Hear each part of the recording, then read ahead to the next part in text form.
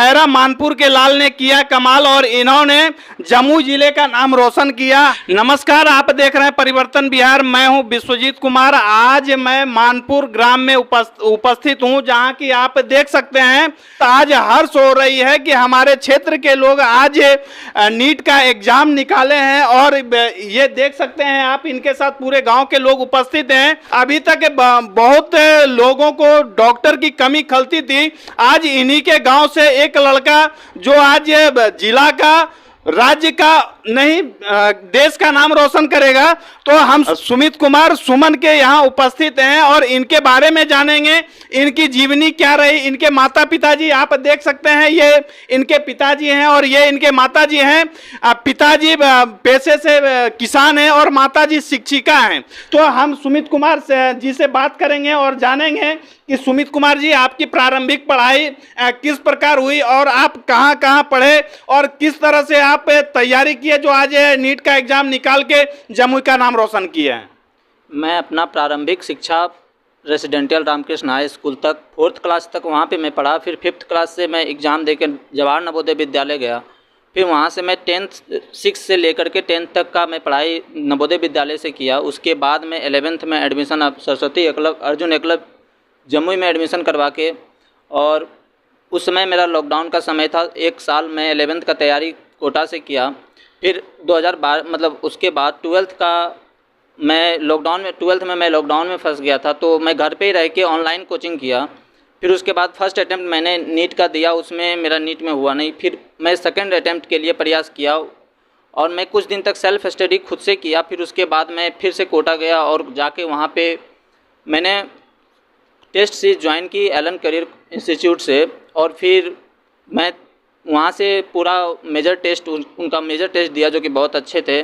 उसके बाद मैं नीट दिया हूँ। उसी के बाद मैं नीट दिया हूँ। मेरा इस बार 720 में 670 मार्क्स आए हैं और ऑल इंडिया रैंक 2800 पे मैं स्टैंड कर रहा हूँ। जैसा सुमित जी, आप इस ग्रामीण क्षेत्र से होते हुए अगर नीट का एग्जाम निकाले हैं, तो आप यहाँ के बच्चों के लिए क्या संदेश देना चाहेंगे? यही कि मैं यही कहना चाहूँगा कि चाहे कोई भी मध्यम परिवार से बिलोंग करता है, तो उसके लिए एकमात्र साधन है जो कि उसको आगे बढ़ा सकता है, वो एक शिक्षा ही है। शिक्षा के अलावा और कोई मध्यम परिवार के लिए कोई और अलग रास्ता नहीं होता है कि उसे उभार के एक हायर क्लास की ओर ले जाए। और यही एक हम लोगों के लिए, मेरे अंदर भी यही था कि मैं शिक्षा के अलावा और मेरे पास कोई साधन नहीं है, और मैं शुरू से ही इसी क्षेत्र में अपना करियर बनाना चाहता था और मैं शुरू से इसी में लगा हुआ था। मुझे ये बात पहले से पता थी। सुमित जी के माताजी हम लोगों के साथ उपस्थित हैं और माताजी आप देख सकते हैं कि ये मिठाई है और माताजी अपने लाडले को मिठाई खिलाएंगे और ये संदेश देंगे कि अगर कुछ बच्चे अच्छे करते हैं तो उनके लिए ऐसा व्यवस्था और बच्चे को मिठाई खिलाना, ये कहने का अर्थ होगा इनका कि कहीं ना कहीं जो हम बच्चे को मिठाई खिला रहे हैं तो हर बच्चे इस तरह का नाम रोशन करे जो ये मिठाई का हकदार हो।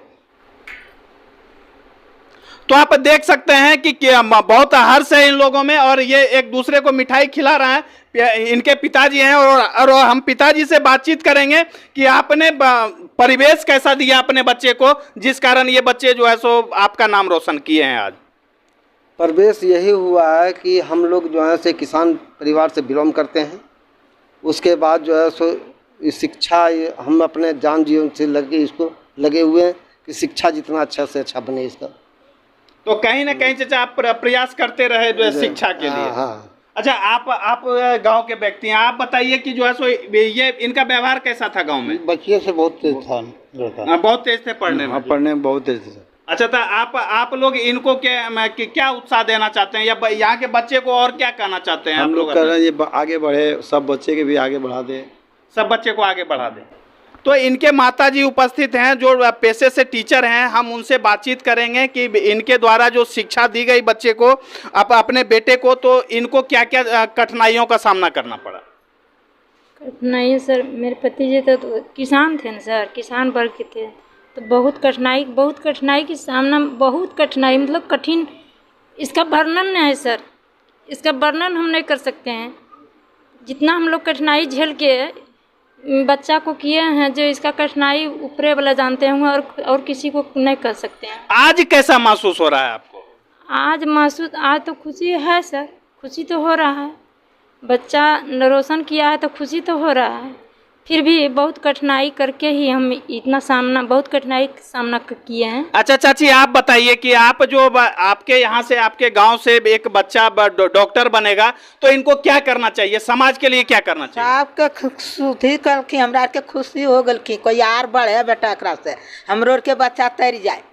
चलिए, आप इनके चाचा हैं तो आप बताइए कि क्या करना चाहिए इनको आगे भविष्य में, अगर ये डॉक्टर बनते हैं तो इनको क्या क्या अपने समाज के बीच में करना चाहिए या लोगों को क्या संदेश देना चाहिए? यही होना चाहिए कि समाज में सबसे बड़ा इनका धर्म कहता है, हम जब बढ़ाएं, इनको आगे बढ़ाए तो समाज सेवा होना चाहिए। समाज सेवा होना चाहिए, तो कहीं ना कहीं ये समाज के लिए काम करें, ऐसी आपकी भावना है। हाँ। आपका भाई बाहर में रह के पढ़ते थे तो आपको क्या क्या कमियां खलती थी भाई के बिना घर में? बहुत सारी, और आज मैं बहुत खुश हूँ क्योंकि मेरे भैया ने आज नीट क्रैक किए हैं। और हम लोग बहुत ही मायूस हैं क्योंकि बहुत कठिनाइयों से मेरे मम्मी पापा ने, और हम लोग भी भैया की तरफ से हम लोग को भी बहुत सपोर्ट मिलता था। अगर हम भैया यहाँ नहीं भी थे ना तो पर भी हम लोग को यानी कि कॉल करके किसी तरह से समझा के हम लोग को भी उत्साहित करते थे कि तुम लोग भी पढ़ो। तो आप अभी क्या कर रहे हैं?